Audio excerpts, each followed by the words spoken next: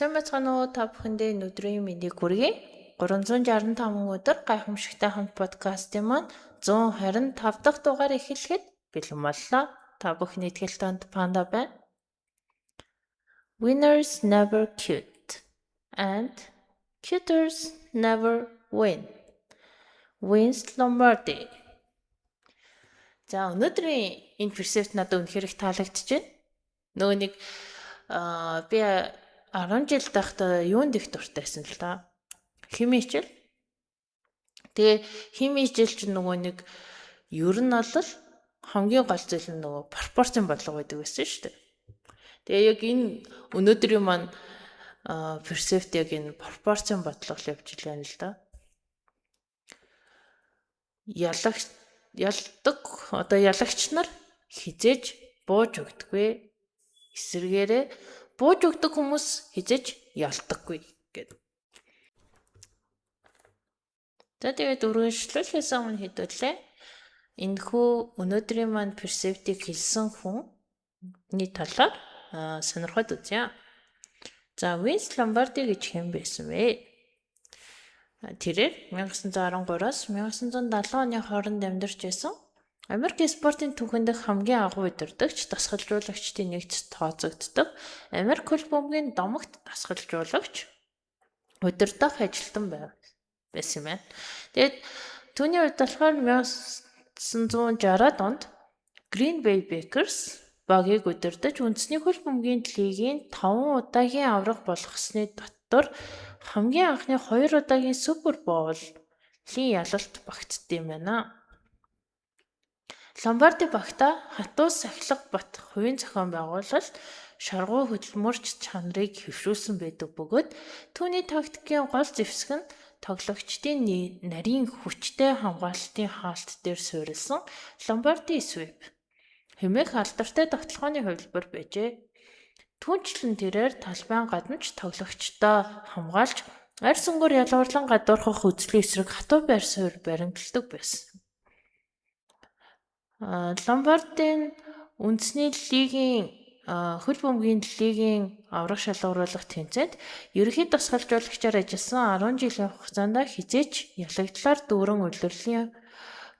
улирлыг үзэж байгаагүй буюу улирлын хожлоос илүү хожигдолтой улирал ерөөсөө байгаагүй юм байна. За 1970 онд түүнийг таалалт өгсөний дараа хөл бөмбөгийн үндэсний лигийн аврах шалгаруулах тэмцээнийг Супер Боулын аврах багт олгодог албаасны цомыг түүний нэрээр нэрлэх болжээ. Тэгээ 1971 онд Про хөл бөмбөгийн алдрын танхимд түүнийг хүндэтгэлтэйгээр залсан байт юм байна. Тэгээд түүний алдартай ишлэлүүдээс гээд сонирхоод үзвэл төгс төгөлдөрт хүрэх боломжгүй. Гэхдээ бид төгс төгөлдрийг эрэлхийлж чадвал агуу амжилтад хүрч чаднаа. Болоо ялалт гэдэг бүх зүйл биш. Харин ялахыг хүсэх нь цорын ганц зүйл юм. Гэх мэт урам зориг өгөх нь өнөө хүртэл бизнесийн болон спортын салбарт өргөн хэрэглэгддэг юм байна. Ер нь нөгөө нэг яг нэг ялангуяа нэлийн өрсөлдөөнтэй тэмцээн юм дээр ялагдал бол зүгээрээ нөгөө ялагдсан ч гэсэн зүгээрээ гэдэг ойлголтоос гадна энэ хүний хувьд болохоор юу гэдэг ялалт гэдэг маань өөрөө нөгөө нэг тухайн хүний гаргаж байгаа хөдөлмөрийн нөгөө нэг юу гэмдээ үр дүн байдаг болохоор нөгөө ялалт гэдэг нь бол бүх зүйл биш. Харин ялахыг хүсэх нь цорын ганц зүйл гэдэг бас энэ үг гарч ирж байгаа юм уу та? Жохоо тайлбарлах гэсэн чинь нэг л үг маань нөгөө авцалдаж өгөхгүй л байна л да. Нөгөө нэг яг бүр ингээд хүн ингээ ямар нэгэн зүйлд ингээд бүр өөрийгөө ингээд дайчлаад ингээд яаж яхад нөгөө нэг ялагднаа гэдэг эсвэл бол нөгөө яллаад тэрний дараа яах вэ гэдэг зүйлс гарч ирдэ штэ. Гэтэл бид бүгд чинь нөгөө нэг өөрсдөө аливаа нэгэн зүйлийг хийгээд тууштай хийсний дараа тэрний үр дүнд ялалтыг олж авна гэдгийг хэрв дундаас нь хаячих юм бол бид нар мэдэх боломж авахгүй. Эсвэргээр анхнаасаа ингээд бууж өгөөл гэдэг тийм хүнд бол ялалт гэдэг зүйл бол бүр ерөөсөө ирэх боломж авахгүй. Яг л одоо нөгөө нэг бууж өгдөг хүн ялна гэдэг чинь нэг өсөндөө худалдаж аваагүй жиж лотонд хожихыг хэлэх байхгүй юу? Тэр чинь ерөөсөө боломжгүй зүйл шүү дээ. Яг л тэрнтэй адилхан. Тийм болохоор